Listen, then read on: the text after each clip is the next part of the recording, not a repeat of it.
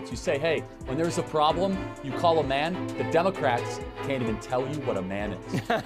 So when you hear Walz brag about how much of a man he is, what does that tell you? I think there might be a little bit of a cope there, you could say. There's a little bit, he has to remind us how masculine he is, trying to not even be able to load a shotgun or... We were getting scary close to people justifying totalitarian measures. I think we need to push back on this. Tim Walz in the campaign trail was literally saying free speech doesn't include hate speech and misinformation. There's no guarantee to free speech on misinformation or hate speech, and especially around our democracy. Hey man, you. Because everything that we called misinformation just a few years ago, it's on the front page of the New York Times now. Joe Rogan and Charlie Kirk didn't just dismantle Tim Walz's narrative. They blew through it like a wrecking ball through wet cardboard. This wasn't a debate. It was a political autopsy. Walz came armed with slogans. Rogan and Kirk came armed with receipts. When the dust settled, all that remained was spin debris and a governor-sized credibility crater. You have one rule for Facebook and you have a different rule for Twitter. There has to be a responsibility that is placed on these social media sites to understand their power. The New York Times just printed a thing. It turns out we were lied to. They are directly speaking to millions and millions of people without any level of oversight or regulation. And that has to stop. Yeah, you lied to us. The most masculine thing that someone can do in America today is stand up for women that are not able to stand up for themselves. Right. So while Tim Walz is going on Gavin Newsom's podcast, attacking me, by the way, saying that I'm a bad guy, well, I'm sorry, Governor Walz. One thing that we don't have in common is, unlike you in Minnesota, I, every single day, am actually fighting for female privacy in locker rooms and that women's sports will not have men in them. Real men stand up for women when they're not able to. Subtlety. Not in this episode. When Rogan and Kirk locked onto Tim Walz, it was like watching a high-speed teardown of a malfunctioning machine. Rogan brought raw instinct. Kirk brought the blueprints. Together, they reduced Walz's polished rhetoric to a pile of broken buzzwords and bureaucratic blunders. Did you say you could fight any Trump supporter? Yeah, he says he kicked their ass, and they're scared of him because he could fix a truck. Because they're threatened by his masculinity. I know how to fix a truck. That's what he said. I'm like, do you? I bet you don't. The lady doth protest too much. I bet you don't. I fear. I bet if I bring a broken truck to you and a bag of tools, you're Rogan has no patience for smoke and mirrors politics, and Tim Walz is basically a walking fog machine. While others applaud speeches, Rogan hunts for substance. What he found in Walz? A PowerPoint politician pretending to lead. He didn't peel back the curtain. He ripped it down. This video of Tim Walz doing the exact same thing. Right.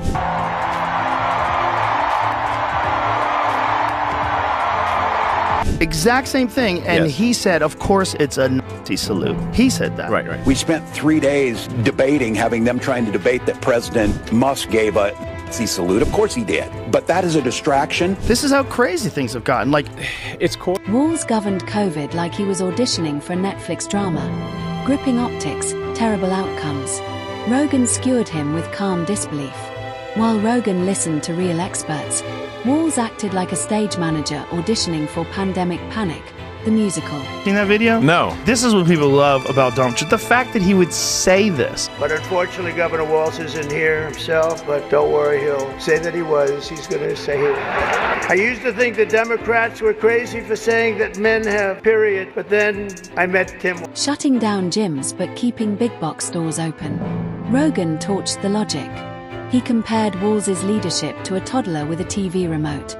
Pressing buttons, causing chaos, refusing to let go. No strategy, no consistency.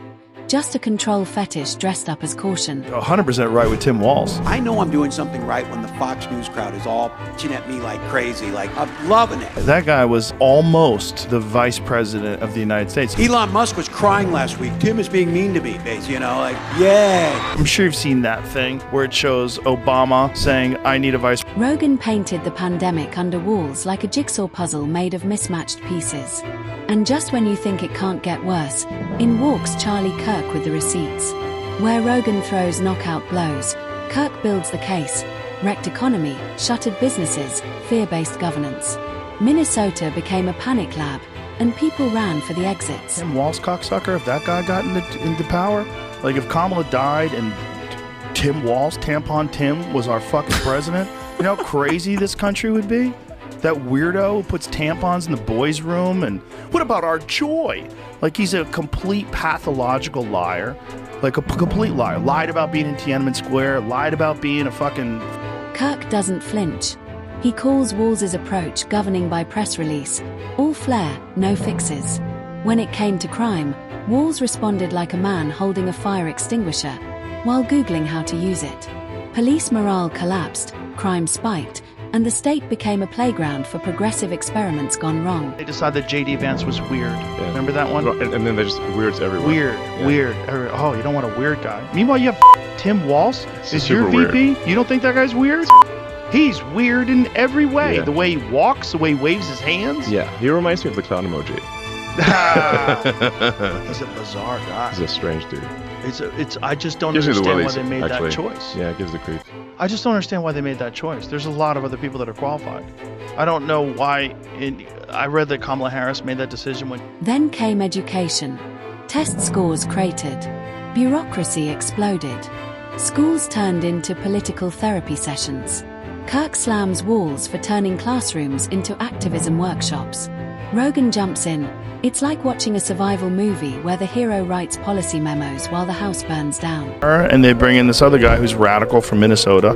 That's the vice president, who he believes a lot of wild things. One of them is transgender surgery for people who are under 13.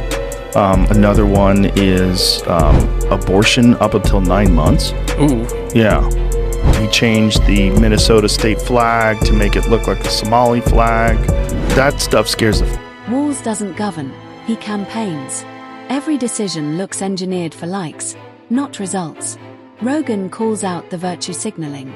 Kirk delivers the punchline. Minnesota isn't a TED Talk, it's a state. And Walz runs it like a thesis project with no backup plan. That's with Newsom. Why don't you go throw the pigskin with Walz? What do you say?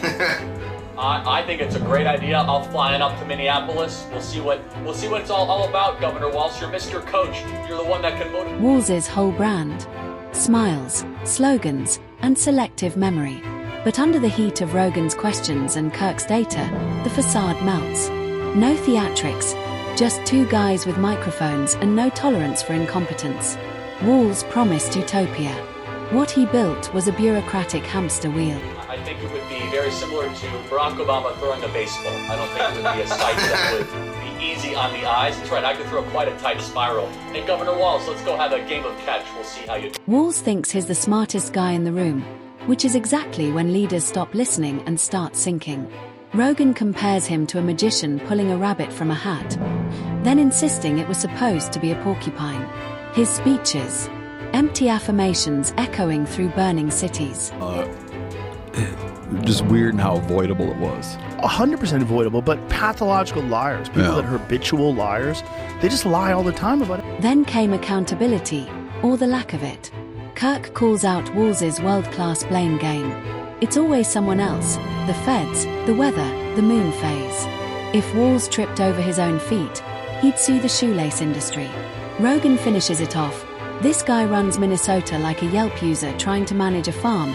Great reviews, no cows. Cognitive decline problems at his age, but at her age, she's just dumb. Biden and I think I was saying that I on need your, a vice president dumber than me. Great. Kamala Harris may be the dumbest person ever elected vice president in American history. Kamala saying, I need a vice president dumber than me. It's Walz. Men have tampons. We have a lot of accomplishment. We haven't taken adequate credit for it, frankly. We got to do a better job of getting the word out about what we have accomplished and who did it. You got to lose because we got to break this. Tim Walz isn't a governor. He's a press conference with good lighting. He doesn't lead, he narrates. His specialty, whispering disaster into palatable sound bites. But Rogan and Kirk didn't just call him out, they diagnosed the failure. Cause of collapse, micromanagement, ego, and a total allergy to results. Leadership isn't theory, it's impact. And Walz got lost somewhere between hashtags and headlines.